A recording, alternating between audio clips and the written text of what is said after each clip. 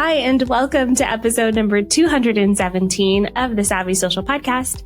This is a show dedicated to helping passion-led online business owners and entrepreneurs learn how to use social media as a tool to grow your business. I'm your host, ANDREA Jones, and I'm fiercely committed to helping you understand both the how and the why of social media marketing so that you can create connection, build community, and make your difference in the world. This show is brought to you by Sendable, which is the all-in-one social media management tool my agency uses to schedule out our content and analyze our clients' results. You can try them out for yourself by going to onlinedrea.com/Sendable, and I'll put that link in any links we talk about today in the show notes. That's onlinedrea.com/217. Today, I have Merel Kriegsman on the show. She is a global business development entity, and she's dedicated to helping you become the wealthiest woman in your lineage. How? By showing you how to sell whatever you want, whenever you want, and at whatever price you desire. I love it. Merel, welcome to the show. I'm so excited to be here. I don't think I've ever been introduced as an entity. It sounds like rather ominous. Like an entity. Yes. Well, honestly, your presence, I remember meeting you in person and, that's right. And then I remembered following you on social, and, we talked about this before, but, I think I've been connected with you on your personal Facebook, and then you posted something about erotica novels and join your Facebook group. And I was like, I don't know what she's selling, but I'm in. Whatever this is, let's go down this rabbit hole. Yeah, no, yes. Totally. Yeah. I love it. And I love how you show up as your full self. So talk to us about kind of that journey, because you started off as a copywriter, correct? Yeah, I did. It was actually something that, it sparked a lot of memories.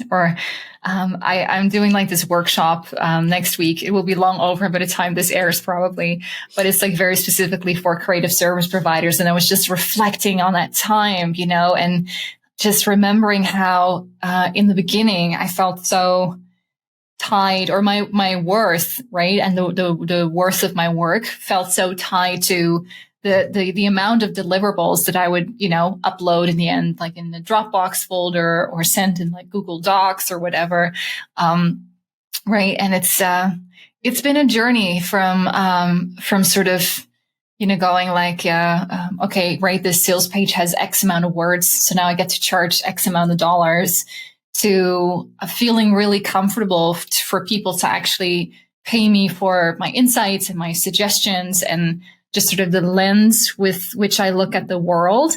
Right. And it's been a journey for me also understanding that that's actually where my brilliance lies.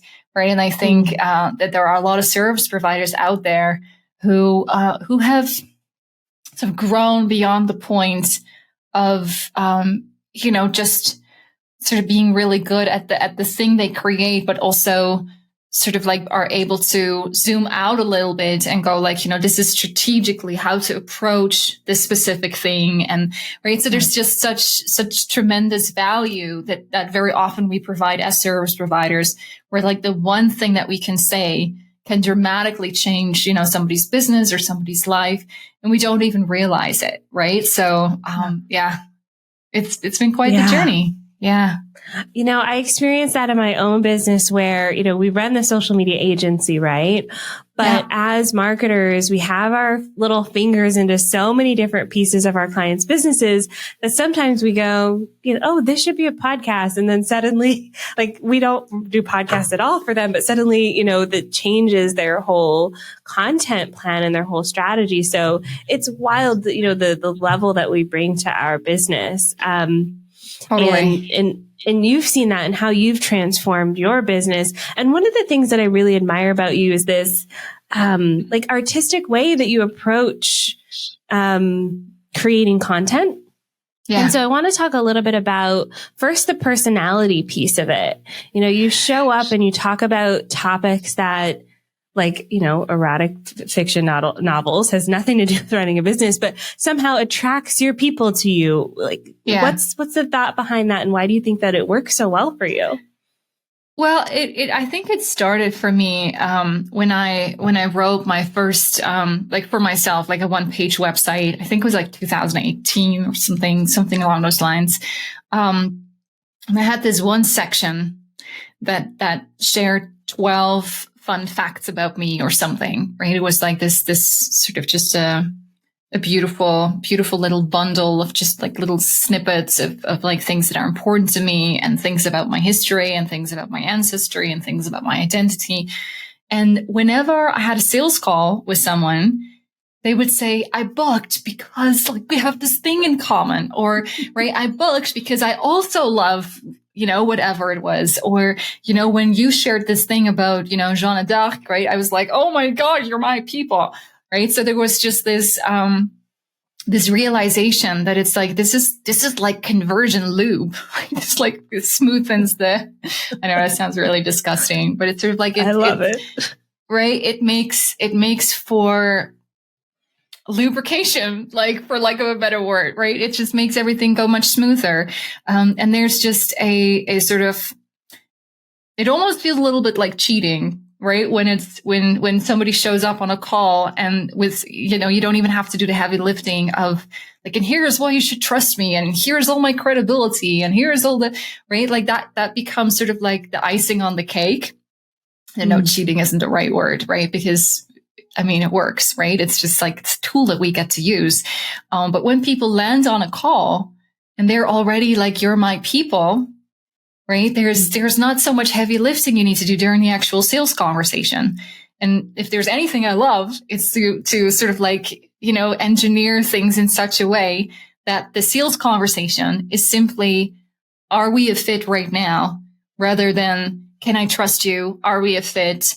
Have you worked with people like me in the past? We want to answer as many of those questions in our social media content, on our website, right? In our show content, whatever it is, so that that sales moment can be just that, right? Do you have a couple of questions? Are you fit?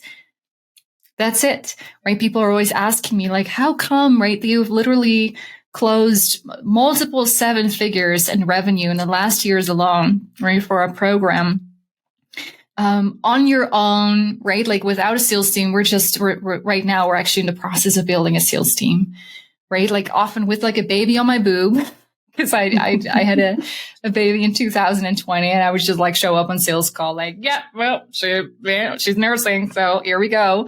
And the reason is that like, I really took this idea of like, I call it micro conversions, right? So basically in our social media content, there's like this basically, endless numbers of like little micro conversion moments that we can create with our content, right? Where they just fall in love with us just a little bit more, right? Again, so that the sales conversation only has to be one of those micro conversions, right? Then culminating into, right, the macro conversion, which is the sale. But you've done basically like 95% of that conversion work has already happened in your content. Also, I use this like in between launches, right? I don't launch anymore because we're open enrollment at this point, but there's sort of like, let's say, promotional waves, right? Mm-hmm. I make sure that all the objections that people might have are addressed before we even sort of have a little promotional moment, so that I don't have to do that work while I'm sort of like in my promotional flow, right? So there's so much possible within our content that actually engineers basically the conversion without us even needing all kinds of like, CTAs and actual sort of like, action happening where people hop over to a link tree and book themselves in. There's just, it's much more subtle than that, much more layered. Yeah. Yeah. And you do a lot of this in your Facebook group, right? That's your main platform. I would say so. Yeah. Okay. What made you choose the Facebook group, and what like results have you seen from kind of focusing on that one platform? Mm-hmm. Well, when you have sort of like a more of a private space, right? People feel more willing to share things that are more private. And I really believe in sort of like this law of reciprocation. So if I'm John, like I know one Saturday afternoon, I was like, do you all just want to know which erotic novels I think are the best based on the fact that I just read 250 erotic novels this year is like my fun project, right? And everybody was like, yeah. God, like which one should we read, right? Because there's so much trash out there, right, as well, where it's like, oh, okay, no, I don't want to call, my partner daddy and just go away, right? Or whatever it is. So, I posted a whole bunch of like, this author is fantastic. Like this series is amazing. If this is sort of, right, tell me you're king, I'll hook you up sort of style post, probably on my personal timeline. I mean, I'm pretty rad that way. I might still do it, but in the Facebook group, there was at least also that sense of, for the people who wanted to reciprocate and say like, oh yeah, I read that one, or, oh, that's totally my kink, right? They felt safe enough to actually engage in that conversation, right? So it just creates more of a sacred, safe environment. I don't believe in safe environments. I don't think we're ever safe or in control, but safe-ish. Let's put it that way. Yeah. I felt the same way joining your group. Because I've seen your post. I know what you are all about, but that micro conversion worked for me personally. So I love that, showing up in that way can really help our listeners understand how they can apply this to their business as well. I know I shy away from it a lot. It took me years to even admit that I like erotica, like romance novels. And even now when I tell people, I just go like, cause I read a lot and they're like, oh, what do you like to read? And I'm like, romance novels. So not quite, but even just admitting it is something that creates bonds between people, which is so beautiful to see. Bondage, like all the things. Like also, I need to know what you're reading now, right? Like we're going to afterwards, we're going to like voice message about this. People are going to go like, we want to know, like, what do you? We will have a sidebar. Although I did start listing them in my Goodreads as well, awesome. because I was starting to lose track.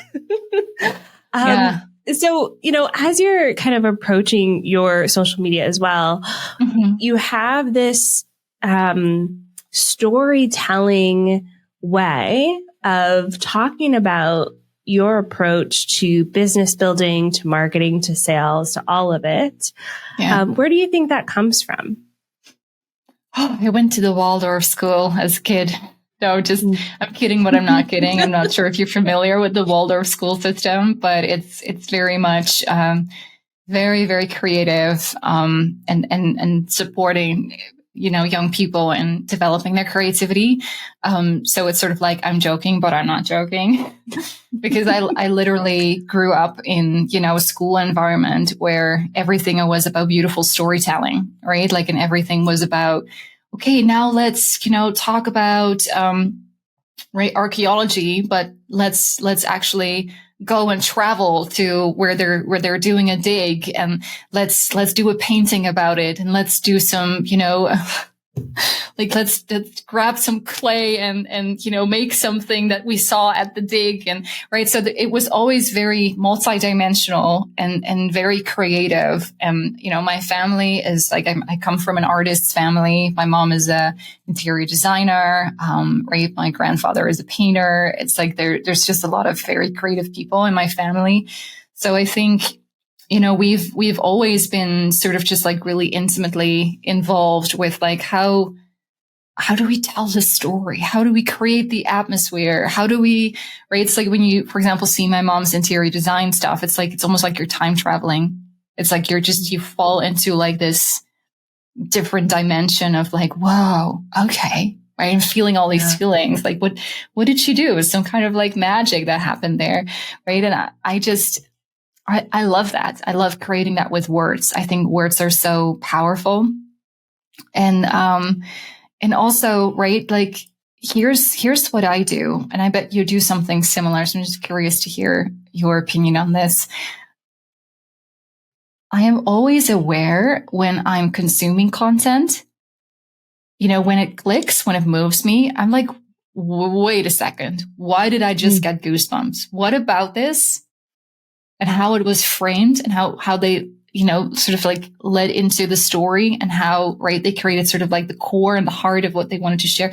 What about this worked so well, right? So I'm always consuming with sort of a creator hat on to go like, hey, if I were to create my version of this, or if I were to duplicate this strategy, but use it for this particular story I want to tell, then I'm going to just like sort of like steal the strategy, right? Not so much like, of course, actual copying, because I would never want to do that. But definitely sort of just like, what just happened? Why did I feel this so incredibly keenly? And so then I'm just like putting that into my little, like, storyteller toolbox.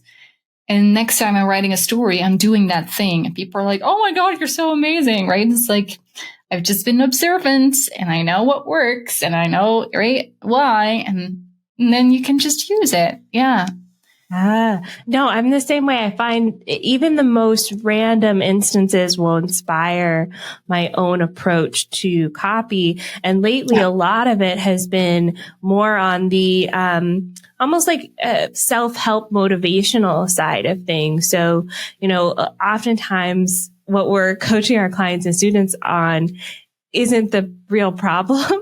Right. Yeah. So, take like the fitness industry, for instance. Why is it that people want to sign up for a program that's like lose 10 pounds in 10 days? And it's like not the words itself, but the reason behind why people connect with that. And that's what I try to bring to my marketing, at least to like get attention and then have that like, element of storytelling behind it. But y'all, this is a work in progress. I'm talking about it like I'm finished. This is an ongoing process. It is though, right? But like personally, when I walk into my office, which by the way is like really lovely, I think like there's plants here and like beautiful wallpaper, and that's important to me. It almost feels like I'm walking into my studio the way that I used to do when I was an opera singer and I was going to warm up my voice, right? And sing stories basically. And now I'm writing stories. But it truly stems from a feeling really bored with most of the things that I see online and sort of going like, if I unrush myself, right, and really took the time to do this story justice, then I rather do that and create a little bit less content than like a high volume of content that is very mediocre, right? So it's like quality over quantity. And that seems to be working really well for us. Yeah. And I like the focus on quality content. There's already way too much content on the internet anyways. Yeah. So I love that. Now, I want to talk about the conversion piece of it as well, because a lot of what I know of your business happens in direct messages. So how do you kind of convert people or set the stage for closing someone in a direct message? Yeah. So, right, it starts with having reasons to actually pop into somebody's DMs, right? So, for example, in my stories, right, on Instagram, we'll be asking lots of questions. So people pop in with sort of like, oh, my opinion on this is this, or my experience with this is this. And then you're in a conversation. So one of the things, right, goes back to that micro conversion thing. One of the first conversions that we're looking for is the establishing of sort of like a banter, right? Like a cadence between back and forth between me and the other person. I'm not looking for an opportunity to like shove a link in their face, right? I'm looking for that first commitment between the two of us is to prioritize, right? Like whatever that conversation is, so they get back to me within a few hours, and then I get back, after a few hours, and there's sort of just like an establishing of like a rhythm or a cadence, right? And what I usually do is like it starts with some written messages, and then I might go into voice notes, right, which feels more intimate.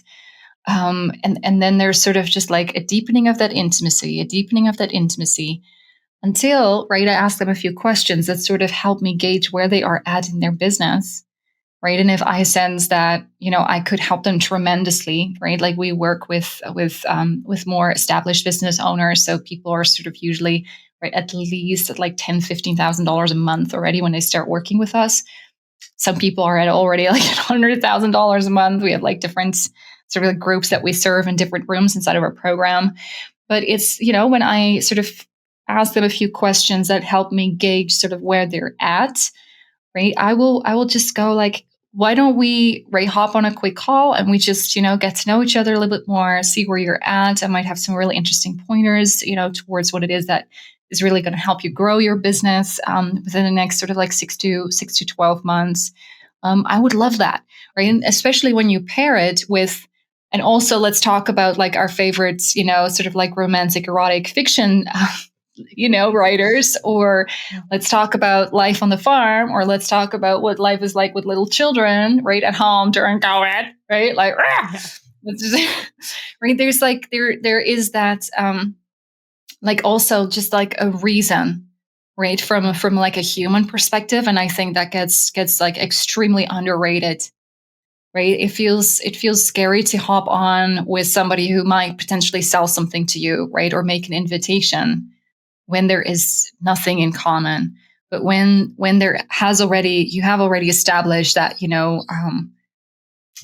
you have like similar interests and some things about your lived experience you have in common with that other person, or right, there's just like that human level has been established, and that's extremely important.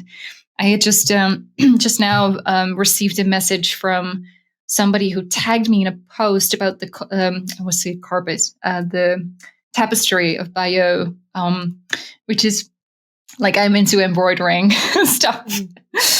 And so because I posted that, right, she tagged me in like this one project that this lady is doing where she's duplicating, or what would you call it? Like she's creating like a version of the tapestry at home.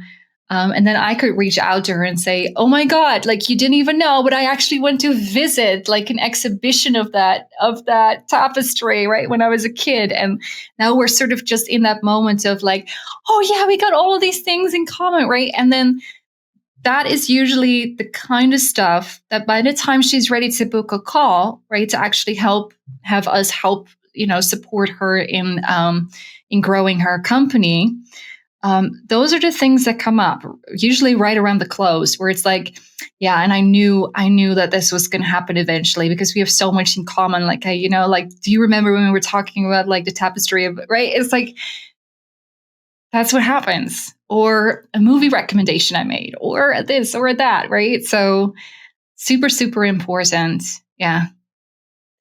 I like how much personableness, is that a word, you bring to these relationships, because we hear a lot in the online space this word scale. We hear a lot about, people trying to create, mass marketing strategies, but this feels very intimate. I'm curious about the downside of some of that intimacy, especially as you're considering bringing on a sales team. Do you think you'll lose some of that, or maybe shift how you show up there? It's a good question. They just shared in, our sales channel that we have inside of Slack, sort of like can you please create some verbiage around, right? Just sort of like a general outreach message. And I was right away like, oh, I don't know. Like that feels a little scary to me, right? Because basically what I've been teaching my clients is that if you don't know how to personalize and customize the message, then you have no business being in somebody's DMs. Right. That's sort of like a cardinal rule. So I'm actually going to get back to them and say, here's actually what I would prefer you do. Right. And just maybe create a message that will be like a conversation starter, but more something along the lines of like, we're doing some market research. We would love to hear your story, where you're at, how we can support you. Right. Maybe set you up with some resources from within our program. Are you open to that?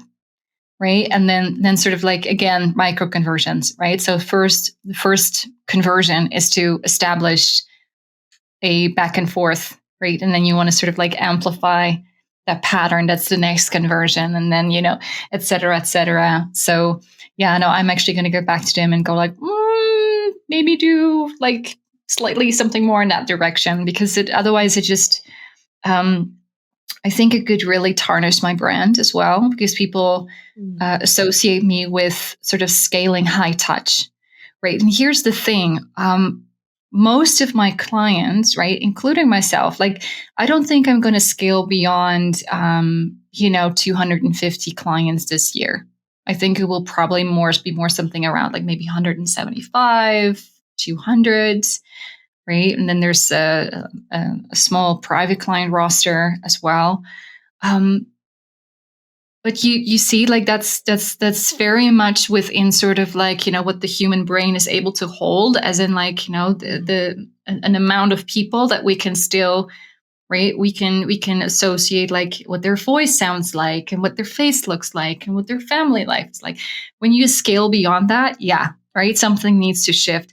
But then the question also becomes, right, are you selling an experience or are you selling a product? Right. And I think that there's been a lot of confusion about that in our industry, where people present something as an experience when really it's a product. So people go into right, whatever that offer is, going like, right, looking for connection and intimacy, when that's really not what it is. Right. And there's nothing wrong with that. But of course, a fair representation of what the experience is actually going to be like, I think, is really important. And what we offer at this point in time is very much intimacy, right? It is connection. It is access. Inside of our program, I was just talking to somebody. My program director messaged me, like on Voxer, like, so and so just, like went through this experience. Her husband is in the hospital. Maybe you need to leave some voice messages just to, for her to know that, we're thinking of them, right? And stuff like that creates like this beautiful, great sense of intimacy. But also, I don't have to hold all of the details of all the lives, but I've hired somebody can sort of keep more consistent track of that, so that we can still offer that high level of personalization and customization and access and intimacy without me burning out, right? As like the teacher and the mentor within that program. Yeah. Oh, I love the distinction between the experience and the product. And one of the things we teach here on the podcast is that your marketing should mirror what the inside of your product is like. So it sounds like that's what you're doing here is, the intimacy that you have in a direct message is similar to the intimacy they experience in the program. Whether it's you delivering that or someone else, there's still that piece that's there. And I think that's huge for social media. It is, yeah. It's a little bit like this, right? Like, for example, I'm really, really shitty at remembering people's birthdays, including my family members. I'm just not very birthday oriented, except when it's my own birthday, because I'm a Leo. So I'm like, oh, it's my birthday, right? But when it comes to like my siblings and stuff, like, I'm just not very aware of the day and the date. Like, it's just, I'm a little bit sort of like in an alternative like universe, time and space wise. I don't know how that works in my brain, but it's sort of just how it is. So, however, right, I made it a priority to make sure that the birthdays of the people that I love ended up in my calendar. Right. So now I see it in my calendar, and it's not that I remembered their birthday, but I prioritize making sure that it showed up on the calendar, so that I'm not going to forget. That's the same thing with hiring then, program directors, whose full-time job is to tend to the people and task me with what needs to happen to make them feel seen, heard, and acknowledged. Right. So that's how I sort of like, my vision on like high touch and scale at the same time, and how we can do and have both. Yeah. So with all this intimacy, one of my questions is about boundaries. How do you protect yourself in your space, especially as a coach? We find a lot of people end up coaching in the DMs or, getting messages and things after hours. So what are some of your own boundaries around that, so you're not like on Instagram all day? Yeah, for sure. So we have an amazing contract that we worked on with multiple lawyers and even like restorative justice experts, right? Because it's not just like, we personally don't love this idea of like, when there is a breakdown in the relationship, to just go like, I'm gonna like send a cease and desist, bitch. Right? It's like I love for just like a slowing down and sort of going like, hey, maybe there's an opportunity for a conversation, right? Because usually when there's breakdown, there's also massive learning opportunities, right? So anyway, we worked on the whole contract side of things. And then we also have a success manual that people, have to read when they start the program. We also have an onboarding call with our program director who sort of reiterates some of those key pieces that are being shared in the success manual, which is really sort of like just a guideline around what kind of support to expect, what to not expect, where we draw a line in the sand, what's acceptable, what's not acceptable, how to get the kind of help that that they feel they need, sort of like how the support structures function, who to reach out to when you can't sort of find your way, right? Because this is what happens to so many people inside of a program, is that they never get into like the place where it's in their body to go put a question in the ask form. And so, right, they just sort of slip into the background and fall through the cracks. So we're super, super committed to not have that happen to people because, otherwise, why join a program, right? Right? Why get like exquisite coaching lined up if you're not going to be able to receive it? So, in the success manual, it also says, right, like it doesn't like actually serve, right, all of us as a collective to go and message Merel on social media to request additional support, right? It will, right, because here's the thing, it will spread me so thin to the extent that I won't be able to show up fully in my full presence and with the quality of listening, right, that people come to me for, quite frankly, right? It's like the strategic advice, the quality of presence, right? The key, like really, really amazing listening that happens on the hot seat calls.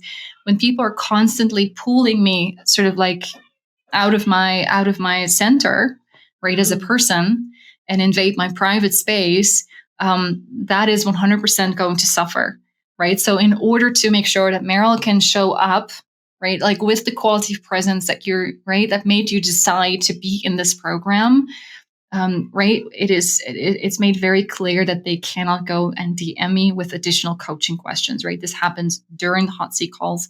If you have additional questions that go into the ask form, if you need some additional one-on-one support, you book a one-on-one with our program director, right, or somebody from our team, because I make my team available to the people inside of my program, which is one of my favorite things. So it's all about, for me, the question is always like, can we, right? It's basically if you set really clear expectations, then you don't even have to get into like a conversation about, right, you overstepped a boundary. Or when that conversation comes up, you can simply say, hey, I'm just gently reminding you of the agreement that we made and that you came into this program with. And also, right, if you feel that you're not quite fully receiving the kind of support that you need, book a call with Katie so that she can, right, maybe customize like Katie is our program director, right, to have her maybe sort of handpick, right, like what resource they should be focusing on first, right, because we have a lot of people in our program who identify as neurodivergent, who maybe have like an ADHD right, diagnosis, or are in some way, right, like their brain works a little bit differently. So we're fully there to sort of customize sort of like, what is it that you need and how do you receive and retain information well. So it's not a, you overstepped, right, like naughty. It's more a, let's just scoop you back up, see what you need and make sure you're set up for success. Yeah. I really like that boundary setting as well, because it's so easy to give a lot, especially in the digital space, because there's not the container of a physical location, right? So it's like the door is closed. Yeah, exactly. Like lock it up. Yeah. How much time would you say you spend on social media marketing between, you write these beautiful captions, you have all of this time you're spending connecting with people in the direct messages, like any given week, what does that take you in time? Sort of like 3 hours, probably. Wow. I would say. Okay. Yeah. It's not a lot Is that at all. more or less? than most And people. it's less than a lot of people trying to apply that same strategy. I think a lot of people overthink it, but that 3-hour mark is what we recommend for our students. Yeah. And honestly, when you're running a business, if you're spending more time than that, you really have to be strict with other things in your business as well, because it can easily bleed over. So interesting. Okay, cool. Yeah. As we wrap up our conversation, I want to talk about how you work with people and specifically your free guide to creating high quality referrals. Can you talk to us a little bit about that? Yeah. So, and this might actually be like, I'm curious to hear what you think about this, but a lot of people who come to us, as we create a plan for them to, double, triple, quadruple their income, because we're really interested in like huge revenue months. That's what gets us really excited. It usually also means like a shift in positioning, right? And sort of a revamping of sort of like how they talk to their people in their marketing, which feels very overwhelming for a lot of people. I'm sure you have this experience too, where it's like, oh, now I need to change my routine. Like, right. And so what we actually advise is that when you start to talk to slightly different clientele, or you start talking to maybe a smaller percentage of your clientele that has more money, that's like more sort of like positioned and poised to actually have the transformation that you now want to start offering your clients. Usually the first sort of like the quickest way to cash, which is what we're very interested in. We love healthy cash flow, is to go and establish a network, like a referral, right? Potentially a referral network of potential clients that fall sort of within that category, which is something that you can do behind the scenes, right? DMs, pulling them in conversations, hopping on calls with them. And then, right, they have a fantastic experience. Can they, help you get in touch with a couple more people like that?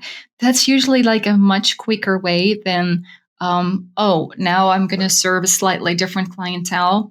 Right. I need to start saying different things in my marketing. I need to, right, say something different in my Instagram bio. I need to maybe take down content, right, that used to be very successful with a former clientele, right? That is probably like a 3 to 4 month process to go through that, like pivot externally, right? Like in the actual content itself. In the meantime, you can make like tremendous money if you get that referral piece really dialed in, right? And I think that there's so much more possible than people even realize. Like our program, which brings in multiple 7 figures a year, is mostly filled through referrals.